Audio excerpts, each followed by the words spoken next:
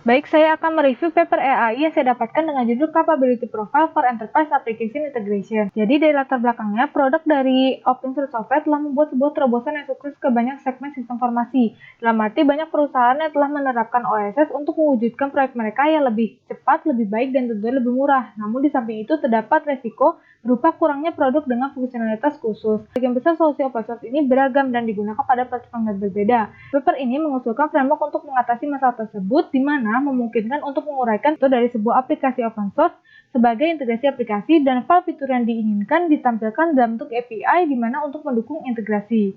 Paper ini juga akan mengidentifikasikan seri ISO 16100 sebagai kerangka untuk menggambarkan kemampuan pembuatan perangkat lunak dalam capability profile. Nah, di sini menggunakan metodologi standar untuk interoperabilitas manufacturing system unit melalui capability profile yang disediakan oleh seri ISO 16100. Untuk pembahasan yang pertama mengenai standar for interoperability, di mana membahas mengenai perbedaan interoperabilitas dan integrasi, juga menyajikan standar-standar yang akan dituju untuk permasalahan. Interoperabilitas itu memiliki arti hidup berdampingan, sedangkan integrasi itu lebih mengacu pada konsep koordinasi.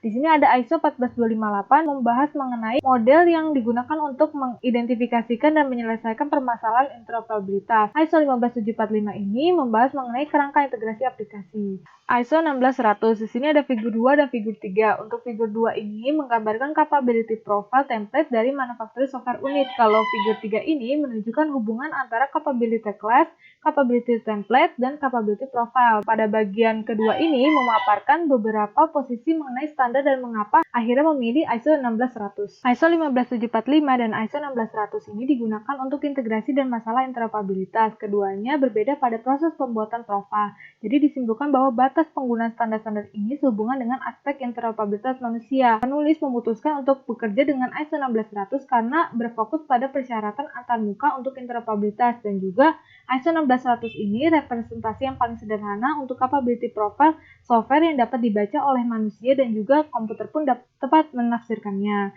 Aplikasi open source ini kan sudah bisa diuraikan dan dijelaskan menggunakan capability profile. Sekarang itu kendalanya saat ini terletak pada peralihan dan tingkat logika profil kapabilitas untuk API-nya. Bagian ini menunjukkan framework yang memungkinkan untuk mendekomposisi fitur aplikasi open source untuk mendukung integrasi aplikasi. Tipe aplikasi merepresentasikan aktivitas berbentuk struktur tree yang hierarki seperti pada figur 4, dan aplikasi memungkinkan memiliki banyak fitur. Untuk setiap fitur akan mengidentifikasikan capability class dengan menggunakan standar ISO 16100. Figur 5 adalah framework yang diusulkan. Pada ekstraksi dan pola validasi, mengekstraksi untuk mengembangkan API yang memungkinkan kita dapat mengakses dan menggunakan fitur tersebut.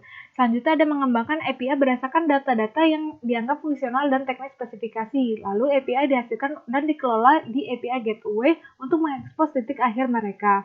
Selanjutnya API dapat dipanggil atau digunakan untuk menyelesaikan masalah interoperabilitas, dan mereka dapat berinteraksi dengan pola interaksi dan juga bertukar data menggunakan service bus. Kesimpulannya, dekomposisi aplikasi open source dalam fitur tertentu berdasarkan ISO standar seri 16100 bertujuan untuk menampilkan fitur sebagai API yang digunakan untuk mendukung integrasi.